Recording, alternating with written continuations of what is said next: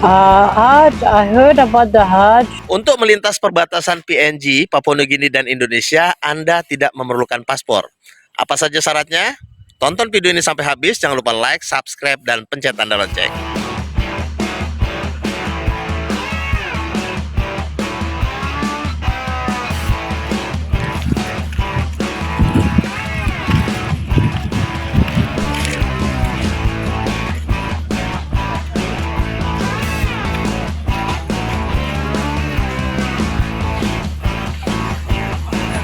Di sini juga tersedia gerobak dorong yang harganya berapa, Kakak?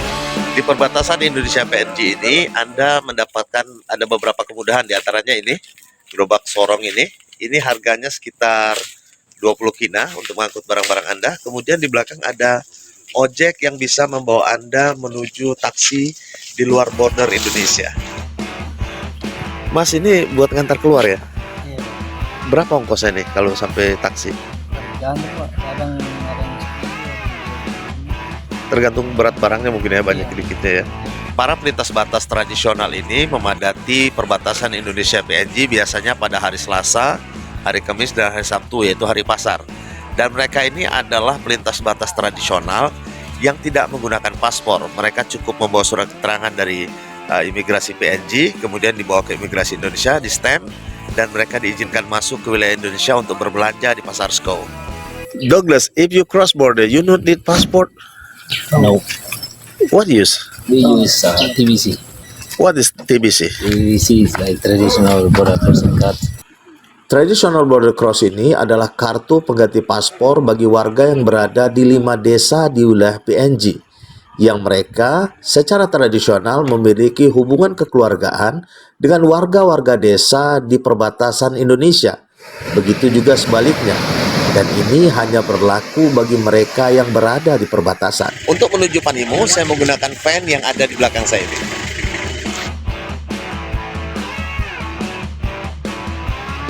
Papua Nugini atau PNG memang bukan negara tujuan wisata. Di sini fasilitas untuk para turis itu minim sekali. Terlebih lagi syarat masuknya ini tidak seperti masuk ke negara ASEAN pada umumnya. Kita tinggal masuk dan cap, dan kita bisa tinggal hingga 1 bulan di negara tujuan kita. Sebelum kita lanjutkan, saya ingin tawarkan kepada Anda bahwa saya juga bisa membantukan untuk Anda melakukan badal haji atau badal umroh. Saya sengaja singgah ke sini memang mencari tempat yang murah, karena kita kan backpacker. Jadi kemudian saya dapat informasi dari teman, diberitahu bahwa di sini ada tempat tinggal yang kita bisa singgahi, dan orang tuan rumahnya baik sekali. Kita cukup bawa oleh-oleh berupa Indomie, kita bawa beberapa karton, kemudian bawa beras. Ini lebih murah jika dibandingkan menginap di Panimo, itu harga hotel hingga 300 sampai 400 kina per malamnya. Rumah yang disarankan teman saya ini terletak di daerah Picing. Banyak orang-orang Indonesia yang berturis ke sini, mereka singgah di sini untuk sekalian numpang sholat lah. Tahun ini saya ada rombongan haji tanpa antri. Jika Anda ingin bergabung, silakan hubungi nomor di bawah ini. Kemudian sebaiknya pendaftaran sebelum bulan Ramadan. Tonton juga perjalanan saya menjumpai saudara-saudara muslim di belahan dunia lainnya. Critical baby. Ini harga 300 kina. Islam di desa ini masih mengkonsumsi babi. Hanya di channel Andi Madinah. Jangan lupa like, subscribe, dan pencet tanda lonceng. Dari rumah ini juga kita bisa mendengar deburan ombak Samudra Pasifik yang letaknya persis di bawah rumah ini. Selama 2 malam saya akan bermalam di tenda ini sambil mendengar deburan ombak dari Samudra Pasifik.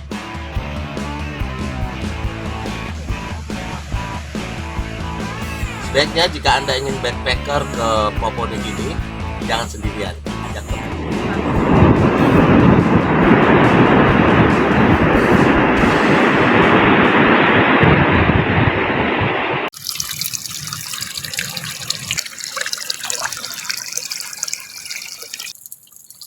Kebetulan di PNG ini saya mendapatkan air yang langsung dari gunung dan segar, jadi tidak perlu dimasak lagi.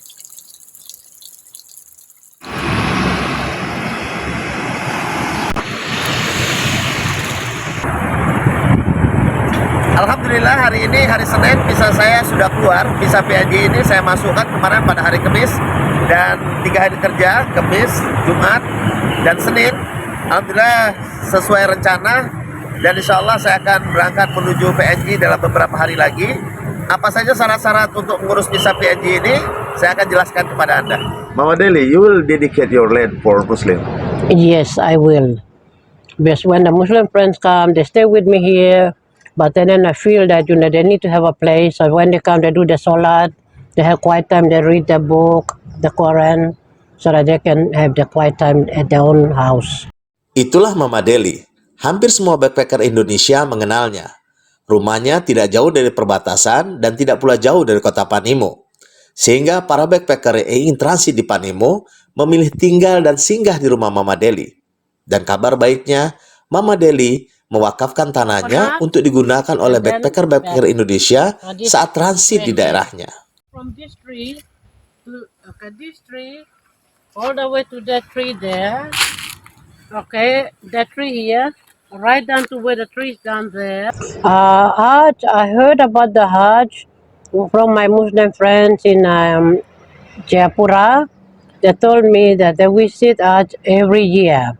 So last year, one of my Muslim friends visited with his wife and they sent me the pictures of the Hajj.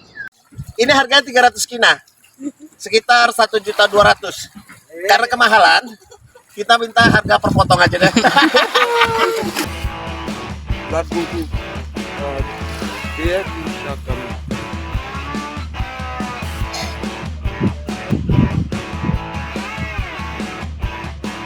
Video saya sebelumnya memang membahas tentang haji tanpa travel, haji backpacker, umroh sendal jepit, manasik haji, dan sejenisnya.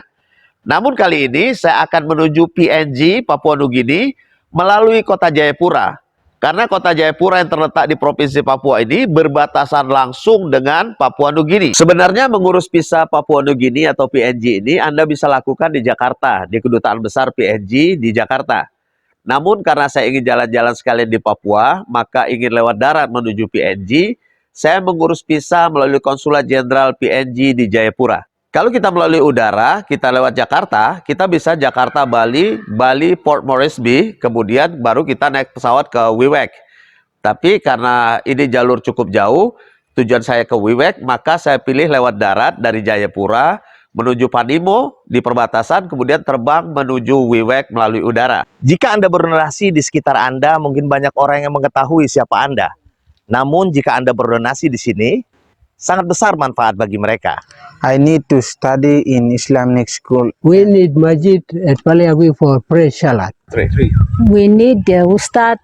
I want skin card. We Muslim here, we need more masjid to prayer. We need teacher for our new Muslims in Papua New Guinea. Konsulat Jenderal PNG tidak mengizinkan kita masuk ke kota Wewak melalui sungai atau laut. Karena selain resiko badai, juga tingkat kejahatan yang tinggi. Jika Anda tidak menyertakan tiket pergi dan pulang melalui udara, besar kemungkinan visa Anda tidak diproses. Jadi, untuk tiket pesawat terbang dalam mengurus visa PNG ini sebaiknya jangan kaleng-kaleng. Ini untuk alasan keamanan. Maka setelah punya tiket pesawat, kemudian kita punya calling visa dan rekening koran, kita lampirkan seperti biasa fotokopi paspor, serta paspor aslinya dan fotokopi KTP. Kemudian kita membayar biaya visa sebesar 750.000, yaitu 250.000 untuk administrasi dan 500.000 untuk biaya pembuatan visa. Yang sedikit rumit dalam pengurusan visa PNG ini adalah Anda harus melampirkan calling visa. Artinya ada orang yang mensponsori kedatangan Anda ke PNG. Kalau travel kita tidak bisa harapkan karena tidak banyak turis yang datang ke sana. Akhirnya atas bantuan seorang teman, saya mendapatkan orang yang memberikan calling visa untuk saya di daerah Panimo. Atas dasar calling visa inilah saya mengajukan visa saya ke Konsulat Jenderal PNG di Jayapura.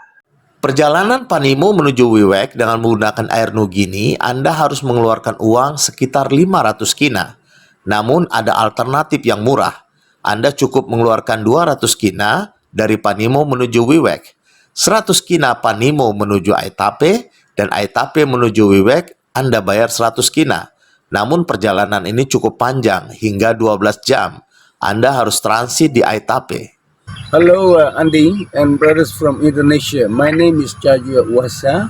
I'm from West Sepik, from Aitape district, Aitape Lumi district. I have a guest house in Aitape.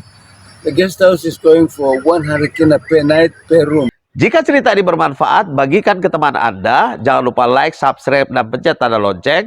Tonton semua video-video tentang haji tanpa antri, haji backpacker, umroh tanpa travel, dan sisi lain umat Islam di negeri-negeri minoritas.